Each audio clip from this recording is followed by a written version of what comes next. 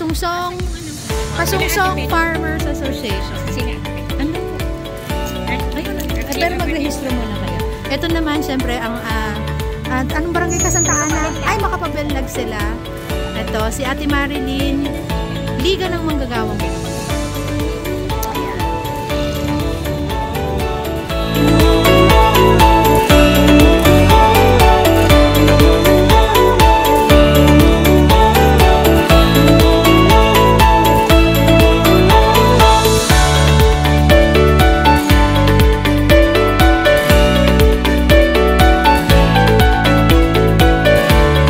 Sige, mamaya na po ako.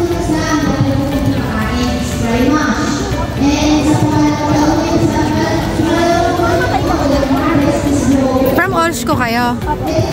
Anong course? Ha? Uy, bakit IT? Biglang naging interest. Bakit? Anong interest mo sa Agri-Techno Roadshow? Sa technologies?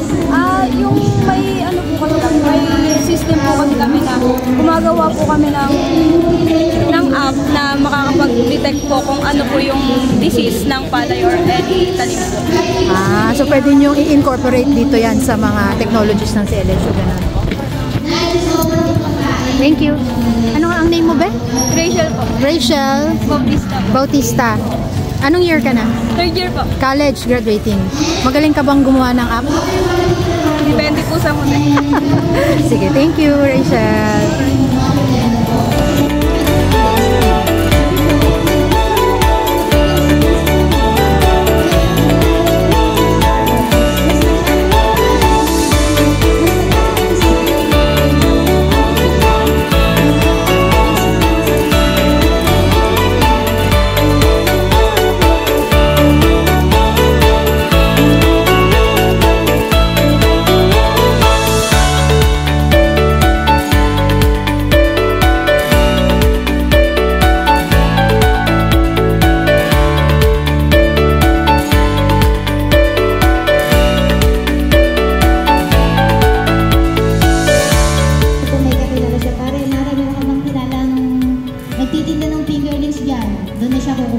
Pero dapat po ang gagawin nyo, doon po kayo kukuha sa accredited na nagmumulture po talaga ng isda or tilapia. Ito po yung BFAR or College of Fisheries po.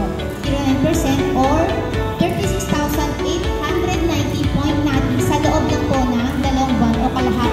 2 buwan po. Dahil po ang tinanig is kinumulture lang siya ng 2 to 1.5 months.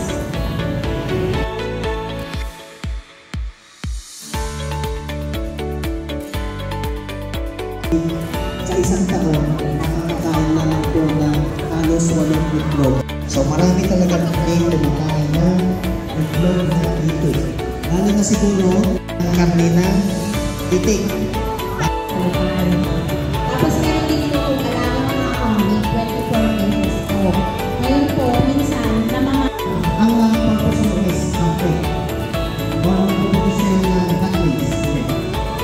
Ilalim na puno. Pwede daw po yan kung may nakita yung puno. Pwede nyo na siyang doon pinagay. 16 pesos lamang. Kumikita na.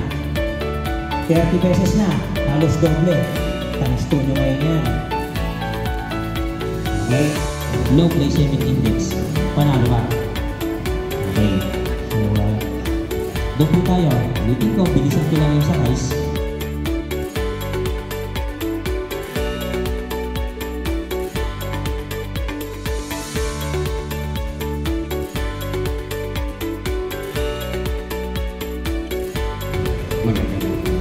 Doon sa po sa campaign po ba, individual po ba yung sa